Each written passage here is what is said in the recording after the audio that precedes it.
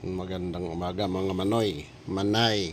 Magluluto na naman tayo ng pananghalian. Dahil ang oras ngayon ay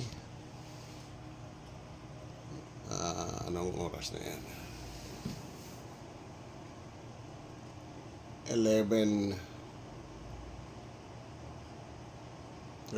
na. So, kailangan na natin magluto ng ulam. Pero hindi. Mga manoy-manay, nakahanda na po. Naisalang ko na yung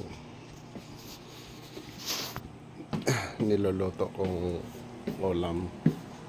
Yung mga kahit ano-ano lang na pagkain na nandito sa rep, pwedeng lutuin. Marami akong mga leftover. So, picture natin.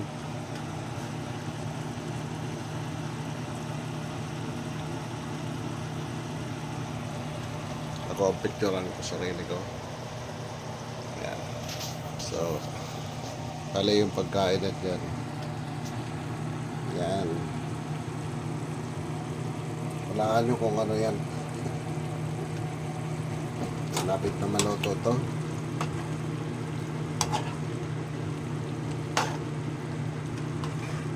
Ito mga leftover na sausage. Tapos sinahugan lang ng konting baboy. Kasi sayang naman yung leftover na sausage. Kasi naluan na ng konting gulay. Ayan. Ulam na yan, pananghalian. Pwede na. So, pwede nang magkainan. So, mamaya, pagluto na, siguro mga 12, kainan na yan. Diba? Yung mga tira-tirang pagkain, yung mga hindi pwedeng itapon, kailangan natin gawa ng paraan para makain. Hindi masasayang dahil mahal na rin ang bilihin dito sa Canada. Mahal na rin ang mga pagkain, mahal na ang bilihin dito.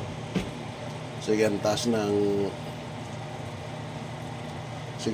ng presyo ng bilihin, pero yung sahod naman ay hindi naman tumataas. Pero ganun talaga, ganun yung kalakaran, pataas ang pataas. Kaya magtiyaga na lang muna tayo dito sa mga tira-tira na nandiyan sa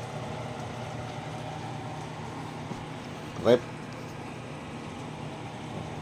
Ayan, bali kakainin na natin yan. Okay, walaan nyo kung anong luto yan. Yan. Yan. Lutong mga patsam lang yan. Okay, salamat. Takpan na natin para maya okay na siya. Bye.